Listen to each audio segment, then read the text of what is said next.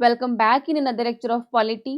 For latest update आप हमें हमारे टेलीग्राम चैनल या फिर हमारी वेबसाइट दैट इज www.aroraias.com पे फॉलो कर सकते हैं। अब तक हम पॉलिटी के पार्ट 6 तक कवर कर चुके हैं। आज हम स्टार्ट करेंगे हमारी लक्ष्मीकांत बुक का पार्ट 7। पार्ट 7 किसके बारे में दिया गया है? कॉन्स्टिट्यूशनल बॉडीज के बारे में। सबसे पहले हम देखते हैं कि कॉन्स्टिट्यूशनल बॉडीज होती क्या हैं। So constitutional bodies derive their powers and authorities from the Constitution of India। कि जो कॉन्स्टिट्यूशनल बॉडीज है उनको जो पावर एंड अथॉरिटी मिलती है वो मिलती है कॉन्स्टिट्यूशन ऑफ इंडिया से। And they are mentioned in the constitution, और इनके बारे में ऑलरेडी हमारे कॉन्स्टिट्यूशन में मेंशन किया गया होता है। And since they get their power from the Indian constitution, so any change in the mechanism of the constitutional bodies would require a constitutional amendment। कि बिकॉज इन बॉडीज के बारे में ऑलरेडी हमारे कॉन्स्टिट्यूशन में मेंशन किया गया है, तो अगर आपको इन बॉडीज में कोई चेंजेस करने हैं, इनका मैकेनिज्म में कोई चेंज लाना है, तो उस चीज के लिए आपको इसमें अमेंडमेंट करनी पड़ेगी। नेक्स्ट अब हम देखते हैं कि कौन सी कॉन्स्टिट्यूशनल बॉडीज हैं। सबसे पहले है इलेक्शन कमीशन। इसको शॉर्ट फॉर्म में हम लिखेंगे ईसी। ये सारी इनकी शॉर्ट फॉर्म्स दे रखी हैं यहाँ पे। नेक्स्ट मैं इन्हीं को यूज करूंगी लेक्चर में। नेक्स्ट है union public service commission, that is UPSC. Next है state public service commission, that is SPSC. Next है finance commission, that is FC. Next है goods and service tax council, that is GST. Next is national commission for SC, इसकी short form है NCSC. Next is National Commission for ST, that is NCST. Next is National Commission for BC, that is NCBC. Next is Special Officer for Linguistic Minorities, that is SOLM. Next आता है Comptroller and Auditor General of India, that is CAG. Next है Attorney General of India, that is AGI. Next आता है Advocate General of the State, जिसको हम लिखेंगे AGS। अब हम इनको चार्ट की फॉर्म में देखते हैं। इस साइड पे सारी जो है वो कॉन्स्टिट्यूशनल बॉडीज के बारे में दे रखा है, और इस साइड जो है सारे वो इनके आर्टिकल्स, पार्ट्स, अपॉइंटमेंट्स वगैरह बारे में दे रखा है। सबसे पहले हम देखते हैं इनके आर्टिकल्स के बारे में। जो ईसी है, दैट इज इलेक्शन कमीशन, उसके बारे में दिया गया है आर्टिकल 324 में। एंड यूपीएससी डील करता है आर्टिकल 315 से लेकर आर्टिकल 323 तक। सेम फॉर एसपीएससी, ये भी जो डील करता है आर्टिकल 315 से लेके आर्टिकल 323 तक। नेक्स्ट आता है एफसी। एफसी डील करता है आर्टिकल 280 से। नेक्स्ट आता है हमारा जीएसटी। जीएसटी डील करता है आर्टिकल 279 ए से, और इसको जो है 101 अमेंडमेंट से ऐड किया गया था। नेक्स्ट आता है एनसीएससी। एनसीएससी डील करता है आर्टिकल 338 से। नेक्स्ट है एनसीएसटी। एनसीएसटी डील करता है article 330 A, and NCBC deal करता है आर्टिकल 338 बी से। ये जो कैपिटल ए एंड बी दे रखे हैं यहाँ पे, इसका मतलब है कि इनको जो है अमेंडमेंट के थ्रू यहाँ पे ऐड किया गया है। नेक्स्ट आता है एसओएलएम। एसओएलएम डील करता है आर्टिकल 350 बी से। नेक्स्ट है कैग। कैग डील करता है article 148। Next is AGI. AGI deal करता है आर्टिकल 76 से। Next is AGS. AGS deal करता है आर्टिकल 165 से। नेक्स्ट अब हम देखते हैं इनके पार्ट्स कि कौन से पार्ट में किसके बारे में दे रखा है। सबसे पहला है हमारा EC, that is election commission, उसके बारे में दिया गया है पार्ट 15 में। यूपीएससी एंड एसपीएससी के बारे में दिया गया है पार्ट 14 में। नेक्स्ट आता है FC, that is finance commission, उसके बारे में दिया गया है पार्ट 12 में। नेक्स्ट है एनसीएससी, एनसीएसटी एंड एनसीबीसी, और इन तीनों के बारे में दे रखा है हमारे पार्ट 16 में। नेक्स्ट आता है एसओएलएम। एसओएलएम के बारे में दिया गया है पार्ट 17 में। नेक्स्ट आता है कैग एंड एजीआई, इन दोनों के बारे में दिया गया है पार्ट 5 में। नेक्स्ट आता है एजीएस, और एजीएस के बारे में दे रखा है पार्ट 6 में। नेक्स्ट अब हम देखते हैं इनकी अपॉइंटमेंट्स, किसको कौन अपॉइंट करेगा। सबसे पहला आता है हमारा इलेक्शन कमीशन। इलेक्शन कमीशन के मेंबर्स को प्रेसिडेंट के द्वारा अपॉइंट किया जाता है। यूपीएससी के मेंबर्स को भी प्रेसिडेंट ही अपॉइंट करते हैं। एंड जो SPSC है that is state public service commission, तो इसके मेंबर्स को गवर्नर के द्वारा अपॉइंट किया जाएगा। सो नेक्स्ट आते हैं हमारा फाइनेंस कमीशन, इसको भी प्रेसिडेंट ही अपॉइंट करेंगे। और जो GST है वो सेंटर एंड स्टेट दोनों का एक ज्वाइंट फोरम होता है, यानी कि इसमें सेंटर एंड स्टेट दोनों के मेंबर्स होते हैं। सो नेक्स्ट है NCSC को भी जो है प्रेसिडेंट अपॉइंट करेंगे। NCST एंड NCBC इन दोनों के मेंबर्स को भी प्रेसिडेंट के द्वारा अपॉइंट किया जाएगा। नेक्स्ट आता है SOLM, सो SOLM के मेंबर्स को भी प्रेसिडेंट के द्वारा अपॉइंट किया जाएगा। नेक्स्ट आता है CAG एंड AGI, इन दोनों के मेंबर्स को भी प्रेसिडेंट ही अपॉइंट करेंगे। नेक्स्ट आते हैं AGS, और AGS के मेंबर को यहाँ पे गवर्नर के द्वारा अपॉइंट किया जाएगा। सो नेक्स्ट आती है इनकी कंपोजिशन कि किसमें कितने मेंबर्स होंगे, कौन चेयरपर्सन होगा। तो सबसे पहले आता है इलेक्शन कमीशन। तो इलेक्शन कमीशन में कौन कौन होते हैं, चीफ इलेक्शन कमिश्नर और एक रीजनल कमिश्नर, जिनको इलेक्शन कमिश्नर की कंसल्टेशन पे अपॉइंट किया जाएगा। नेक्स्ट आती है UPSC। सो UPSC में कौन कौन होता है, इसके चेयरमैन और कुछ अदर मेंबर्स जिनको प्रेसिडेंट के द्वारा अपॉइंट किया जाएगा। और ये जो अदर मेंबर्स होंगे इनकी स्ट्रेंथ जो है वो यहाँ पे फिक्स नहीं की गई है। नेक्स्ट आती है SPSC। सो SPSC में भी एक चेयरमैन होंगे और कुछ अदर मेंबर्स होंगे, और इन अदर मेंबर्स को यहाँ पे गवर्नर के द्वारा अपॉइंट किया जाएगा, और यहाँ पे इनकी भी जो स्ट्रेंथ है वो फिक्स नहीं दी गई है। नेक्स्ट आती है FC। सो FC में भी एक चेयरमैन होंगे और 4 अदर मेंबर्स होंगे। नेक्स्ट आती है GST।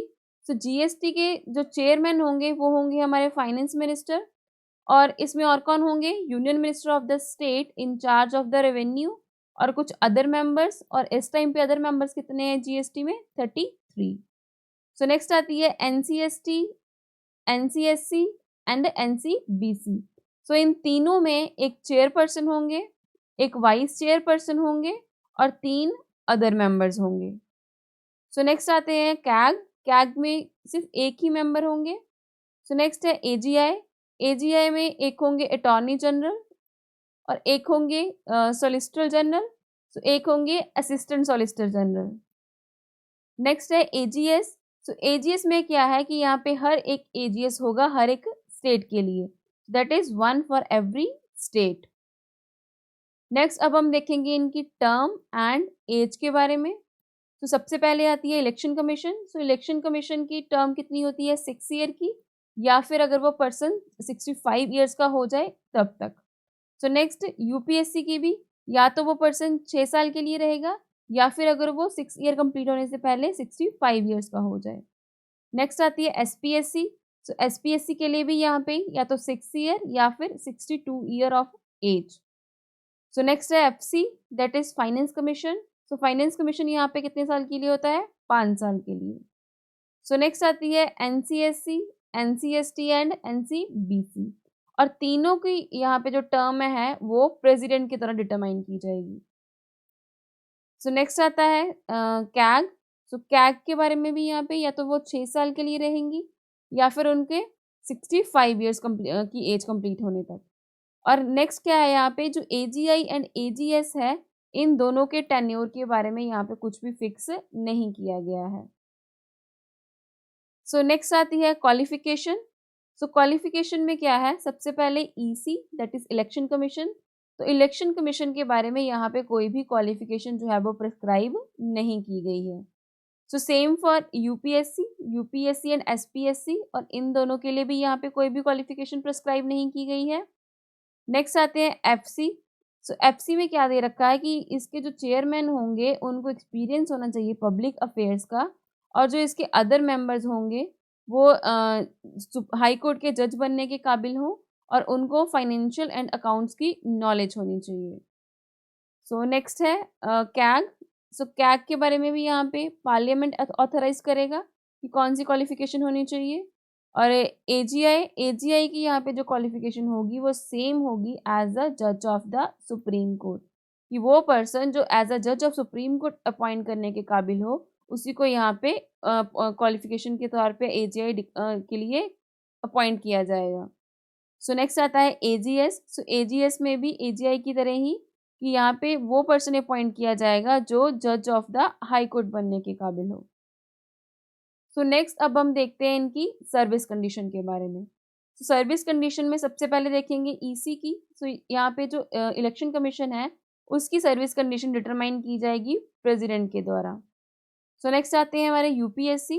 तो यूपीएससी की भी जो सर्विस कंडीशन है वो प्रेसिडेंट के द्वारा ही डिटरमाइन की जाएगी और एक बार इनकी सिलेक्शन होने के बाद वो चेंज नहीं की जा सकती है। सो नेक्स्ट आता है एसपीएससी। जस्ट ये यहाँ पे स्टेट के लिए बनाया गया है, तो यहाँ पे इनकी सर्विस कंडीशन डिटरमाइन की जाएगी गवर्नर के द्वारा और यहाँ पे भी सेम कि इनकी जो सर्विस कंडीशन है वो एक बार अपॉइंटमेंट होने के बाद चेंज नहीं की जा सकती।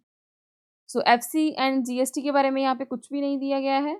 सो नेक्स्ट आते हैं हम एनसीएससी, एनसीएसटी एंड एनसीबीसी पे, that is national commission for SC, national commission for ST and national commission for BC.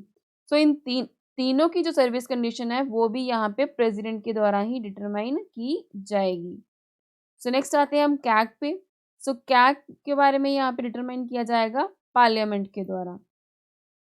So next अब हम देखते हैं इनकी सैलरी के बारे में। सबसे पहले आएगी इलेक्शन कमीशन की सैलरी। तो इलेक्शन कमीशन के मेंबर्स को जो सैलरी दी जाएगी वो सेम दी जाएगी एज अ जज ऑफ द सुप्रीम कोर्ट, कि जितनी सैलरी सुप्रीम कोर्ट के जज को दी जाती है सेम उतनी ही सैलरी दी जाएगी इलेक्शन कमीशन के मेंबर्स को। सो नेक्स्ट आती है यूपीएससी। तो यूपीएससी के मेंबर्स को जो सैलरी दी जाती है वो चार्ज की जाती है कंसोलिडेटेड फंड ऑफ इंडिया में से। सो नेक्स्ट आता है हमारा एसपीएससी। सो एसपीएससी के मेंबर्स को जो सैलरी दी जाती है वो चार्ज की जाती है कंसोलिडेटेड फंड ऑफ स्टेट में से, बिकॉज ये स्टेट के लिए मेंबर्स होते हैं तो उनको यहाँ पे स्टेट से जो है वो सैलरी दी जाती है। सो एफसी, जीएसटी इनके बारे में यहाँ पे कुछ भी नहीं दे रखा है and same for NCSC, NCST and NCBC, इनके बारे में भी यहाँ पे कुछ भी नहीं दिया गया है। सो नेक्स्ट आता है हमारा कैग। सो कैग की यहाँ पे जो सैलरी है वो डिटरमाइन की जाएगी पार्लियामेंट के द्वारा और इसकी जो सैलरी होगी वो इक्वल होगी सुप्रीम कोर्ट के जज के जितनी। सो नेक्स्ट आता है एजीआई। सो एजीआई की जो सैलरी है वो यहाँ पे डिटरमाइन की जाएगी प्रेसिडेंट के द्वारा और यहाँ पे जो एजीआई की सैलरी है वो फिक्स नहीं होती है एंड एजीएस की जो सैलरी है वो डिटरमाइन की जाएगी यहाँ पे गवर्नर के द्वारा। सो नेक्स्ट अब हम देखते हैं इनका रिमूवल, कि कौन इनको रिमूव कर सकता है। सो सबसे पहले आता है EC, that is election commission. So election commission के अगर मेंबर्स को रिमूव करना है तो उस चीज़ को लिए आप उनको सेम एज अ जज ऑफ द सुप्रीम कोर्ट की तरह रिमूव कर सकते हो, कि जो प्रोसीजर सुप्रीम कोर्ट के जज को रिमूव करने का है उसी सेम प्रोसीजर पे आप इलेक्शन कमीशन के मेंबर्स को रिमूव कर सकते हो। सो नेक्स्ट आता है यूपीएससी एंड यूपीएससी में जो है उनको रिमूव करा जाएगा प्रेसिडेंट के द्वारा as provided in the constitution, की जैसे कॉन्स्टिट्यूशन में दिया गया है कि ऐसे आप यूपीएससी के मेंबर्स को जो है रिमूव कर सकते हो, उसी सेम मेथड पे प्रेसिडेंट के द्वारा इनको रिमूव किया जा सकता है। नेक्स्ट आता है हमारा एसपीएससी। सो एसपीएससी के मेंबर्स को भी प्रेसिडेंट के द्वारा रिमूव किया जा सकता है। नेक्स्ट है finance commission. So finance commission के मेंबर्स के रिमूवल के बारे में यहाँ पे कुछ भी नहीं बताया गया है, बट इनको रीअपॉइंट किया जा सकता है इनका टेन्योर कंप्लीट होने के बाद। सो नेक्स्ट आते हैं हमारे एनसीएससी, एनसीएसटी एंड एनसीबीसी। सो इन तीनों के मेंबर्स को अगर रिमूव करना है तो वो कौन करेंगे? प्रेसिडेंट। सो नेक्स्ट आता है कैग। सो कैग के मेंबर्स को भी यहाँ पे प्रेसिडेंट ही रिमूव कर सकते हैं और किस बेसिस पे करेंगे? जैसे कि जज ऑफ द सुप्रीम कोर्ट को रिमूव किया जा सकता है। नेक्स्ट आते हैं एजीआई। एजीआई को यहाँ पे रिमूव कैसे किया जाएगा? प्लेजर ऑफ द प्रेसिडेंट, कि ये इनके लिए कोई भी स्पेशल मेथड नहीं दिया गया है यहाँ पे इनको रिमूव करने के लिए। इनको ये अपना ऑफिस जो होल्ड करते हैं वो करते हैं प्रेसिडेंट की प्लेजर पे, कि प्रेसिडेंट जब चाहे अपनी मर्जी से इनको इनके ऑफिस से हटा सकता है। सो नेक्स्ट आता है एजीएस, और जो एजीएस हैं वो अपना ऑफिस होल्ड करते हैं गवर्नर की प्लेजर पे। यहाँ पे इनके लिए भी कोई फिक्स रिमूवल प्रोसेस जो है वो नहीं दिया गया है, कि अगर आपको इनको रिमूव करना है तो यहाँ पे जो गवर्नर है वो अपने उनके प्लेजर पे काम करेंगे। ये गवर्नर जब भी चाहे इनको इनके ऑफिस से रिमूव कर सकते हैं। सो नेक्स्ट आता है रेजिग्नेशन, कि ये अपना रेजिग्नेशन किसको देंगे। सो जो इलेक्शन कमीशन के मेंबर हैं होंगे वो देंगे अपना रेजिग्नेशन प्रेसिडेंट को। सेम यूपीएससी के मेंबर्स भी अपना रेजिग्नेशन प्रेसिडेंट को देंगे। एसपीएससी के मेंबर्स का रेजिग्नेशन दिया जाएगा गवर्नर को। सो नेक्स्ट आती है एनसीएससी, एनसीएसटी एंड एनसीबीसी। इन तीनों के मेंबर्स जो है वो रेजिग्नेशन देंगे अपना प्रेसिडेंट को, कि अगर वो रिजाइन करना चाहते हैं अपने ऑफिस से तो अपना वो रेजिग्नेशन प्रेसिडेंट को दे सकते हैं। सो नेक्स्ट आता है कैग। सो कैग के मेंबर्स भी अपना रेजिग्नेशन प्रेसिडेंट को ही देंगे। सेम फॉर एजीआई कि एजीआई के मेंबर्स को अगर रेजिग्नेशन देना है तो वो भी प्रेसिडेंट को ही देंगे, बट जो एजीएस के मेंबर होंगे वो अपना रेजिग्नेशन देंगे गवर्नर को। सो इसी के साथ हमारा आज का लेक्चर कंप्लीट होता है। सो इसी के साथ ही हमारी जो कॉन्स्टिट्यूशनल बॉडीज़ का पार्ट था ये भी कंप्लीट होता है। तो जितने भी मेन इंपॉर्टेंट पॉइंट्स थे मैंने उनको यहाँ पे आपके लिए कवर कर दिया है। सो मिलते हैं अपने नेक्स्ट लेक्चर में नेक्स्ट टॉपिक के साथ। Thank you.